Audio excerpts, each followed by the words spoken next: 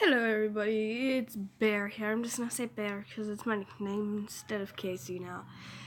And it's my newest OC. It's the one that I made the Wanna Play meme for, but we're gonna be reacting to some animated horror story. English much. Animated horror stories by Lanna. And today we're going to be animating. I can't talk today. Creepy Snapchat stories, 2 actually. Let's get into it so I can stop cringing myself.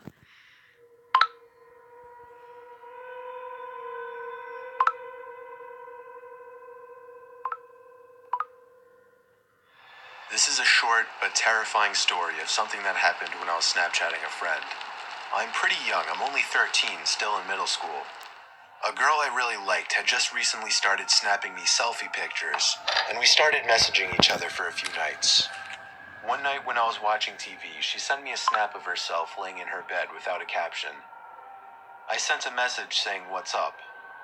She sent another identical picture, this time with a caption saying, "Not much, you?" She set the timer to 10 seconds, so it gave me plenty of time to analyze the picture, including her bedroom in the background, and the dark outline of a person standing by her window. Oh! I quickly sent a response message, saying, "Is that your brother by the window?" She sent another identical snap, this time captioned, "What do you mean?" In this picture, the figure at the window was closer, and I could see a hand pressed up against the glass. Oh. I closed the snap before the timer even ran out so I could tell her quicker. I said, "There's somebody at your window, turn around." She opened my snap almost immediately, and then I didn't hear from her again on the app. I grew more and more worried as the minutes passed. I texted her a few times to no avail. I tried calling her a few times to no avail as well. Oh. I didn't know her house phone number, otherwise I would have called her parents. It wasn't until midnight when I was already laying in bed that she finally texted me back. She explained the whole situation. As soon as she looked at her window and saw the person standing there, she screamed. And that caused the person, who turned out to be a 20-something-year-old man, to open the window and jump into the room. From there, she ran to her parents' room and woke her dad, who went to her room to find nothing but an open window. It wasn't exactly a personal story of mine, but it freaks me out nonetheless, knowing that the only thing that saved my friend from whatever could have happened was the fact that I was able to see the window through her selfies, unbeknownst to the creeper at her window.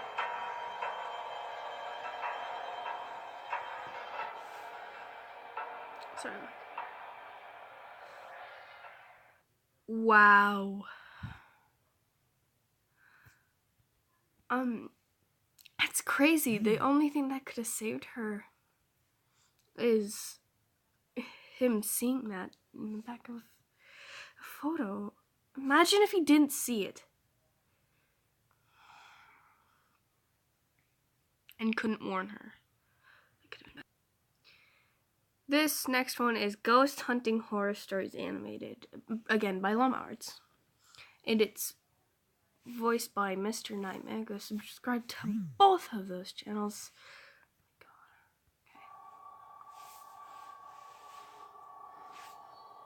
This happened about 5 years ago when I was 21. Me and my friend Seth got into this app, which showed you ghosts. We'd go out ghost hunting, but nothing much would happen. Sometimes a dot would appear on one of our phones and it would say random words. We would ask, "How did you die?" Stuff like that. And sometimes the answers lined up, but it was mostly random. One night, around 2 a.m., Seth suggested going to the cemetery to see if the app picked anything up. I was hesitant, but I nervously agreed. We started making our way through the neighborhood towards the cemetery. It was weird as the streets are normally lined with cars, but they were empty on this night. We walked down the middle of the road with the app running, but it wasn't picking anything up. We finally made it to the cemetery, which was a small, family-owned one where they only buried their own.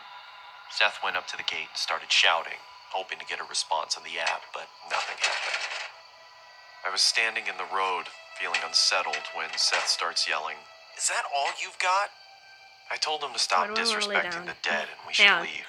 He tried being funny, saying, "Oh, I'll make them show up." Lay down. Jumped the gate and started stomping on the graves while screaming, "Come on, show us something." All of a sudden, our phone said something at the same time. I looked down at my phone and it was there. We both just stood there, looking at each other when 10 or so red dots appeared on the radar. And it said it again. Making videos. When I looked back up from my phone, Seth was next to me. I said, "We have got to go." As soon as I said that, we could hear the street lights turning off one by one from the top of the street, getting closer to us. We took off running as fast as we could. We got about halfway into the neighborhood before running out of breath and having to stop. I felt like I was going to throw up from being scared and winded. Then I heard my phone say something. It was muffled, but I knew what it said. Being too scared to look at my phone, I looked at Seth, who looked terrified. He nodded at me to get my phone out, so I slowly pulled it out, and it said my name across the top. I turned my phone off and said, "Screw this. I'm done." We made our way back to my house and had a cigarette to calm down. We were talking about what just happened, almost not believing it, when I heard my phone again. This time, it was my sister's name. We just stood there, frozen, not saying a word, when it went off again and said my brother's name. I took my phone out, turned it on, and deleted the app. I asked Seth to stay the night, but he refused. I can't blame him. When I finally got to sleep that night, I dreamt a muffled voice repeating a word over and over. I started to wake up and the words became clearer. My phone was off, with the battery out. But when I turned it over, it was lit up with the app running. It had a red dot about 6 feet from me, still repeating.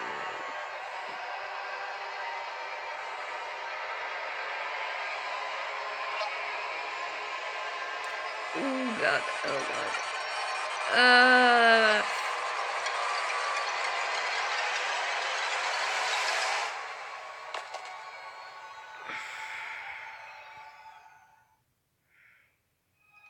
I woke up the next morning and went to the bathroom.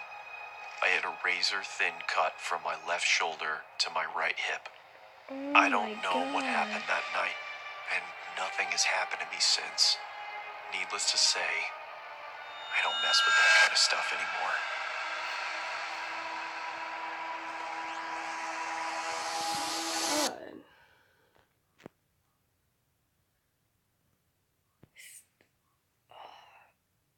You. Why would you suggest to go to the cemetery, anyways?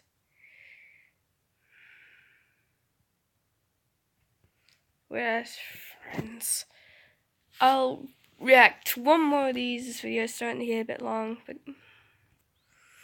we're going to be reacting to scary field trip stories for the last one, again, by Llama Arts. Go check out his channel.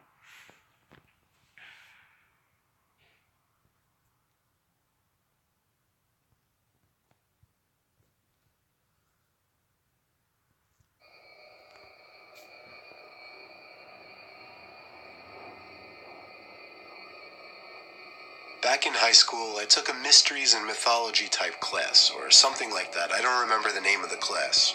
It basically just had to do with real life mysteries and creepy shit. I was into that kind of stuff.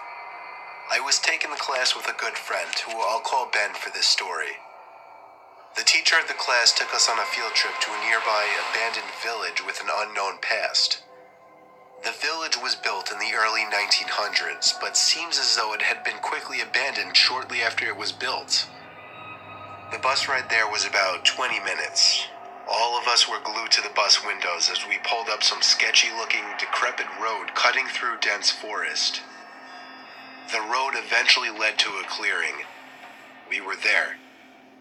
We stepped out onto the road, which had grass growing through the cracks. The grass surrounding was almost knee-high. Then there were the buildings. The tall, archaic brick buildings with the boarded-up windows all gave I off would love such this chilling class, honestly. You vibes. don't The better than teacher math. lined all 20 of us I'm up, freaking counted science. heads, and then began leading the way. The point of this little field trip was to use the so-called skills we learned in class to see if we could put anything together about why the village may have been abandoned so long ago. Some of the buildings had holes in the walls to serve as entryways. There were even holes in the ground next to some of the buildings, seemingly dug to get into the basements of some of the buildings, which seemed creepy. There was one building, though. It stood taller than any of the others. It just intrigued me the most. While the teacher was leading the group towards the village church, Ben and I decided to sneak off on our own to look for anything interesting. When we walked off in the direction of the tallest building, we saw a hole in the ground. It was dug by the back door of the building, which had been sealed off. In the hole was a ladder which led down to the concrete floor Why below. would you even decide to do this? We both looked at each other and knew we had to do it. Ben climbed down first, then me. Luckily, this was just around the time Apple started putting flashlights on their phones, so we had a source of light. It was creepy down there. There were a couple of beer bottles, one graffiti tag on the wall, and dusty wooden planks everywhere. There was a wooden stairway which led up to complete darkness, since all windows and doors had been sealed shut from above. We had already gone as far as to enter the building, so we figured we'd go up the stairs too. I went first, and with each step, the creakiness of the 100-year-old wood made me feel as if I was going to fall through each and every step. Ben followed suit. This floor of the building was very tight. It seemed like there were many openings going off into different, smaller rooms. It was so dark in there, you would never even guess it was daytime. Ben and I were honestly starting to get creeped out in there, and agreed to go back outside. But just then, there was a noise in one of the tiny rooms, like a big rock hitting the concrete floor. A normal instinct would be to run, but Ben and I froze, locked eyes for a moment, then both tiptoed over to the opening of the room. We shined the lights into the room and ran. We ran back down the stairs and then up the rusty ladder back outside. We caught up to the group out of breath. We didn't say anything, though, to avoid getting in trouble. One of our classmates asked us what was wrong. We told him we snuck into one of the buildings, and in one of the rooms, when we shined the light into it, we saw 3 guys standing maybe 10 feet away from the doorway, facing Ben and I in a weird formation. Oh my god. As if they were waiting for us. Not what I want. As we continued following the group, we paid extra attention to the tall building we entered from the distance. And before leaving, we saw a person's face at one of the higher level windows that had not been boarded up. We never told the teacher in fear of getting in trouble. We didn't know what to think. Were those just homeless people living in there? Were they gang members in hiding? Ben freaks me out with his theory. He says they were ghosts of the people who once lived in the town. Still, the way the 3 guys were just hauntingly standing there so calmly, staring at us the moment we peeked our heads through that doorway, I still can't get that image out of my head. I may go back to that village one day, just to prove Ben's idea wrong.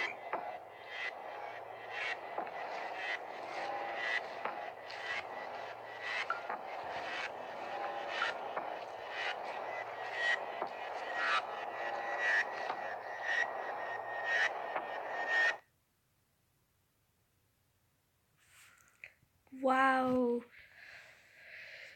First of all, I would love that class. Second of all, why would you even want to go into those? There's so many... Kirby. Oh, okay. Alright. Guys, I think I'm going to end this video here. Go check out Llama Art's channel. He's a really good animator. And, I guess that's for this video. I might do another reaction video today. But until then, I love you. Go fuck yourselves. Bye.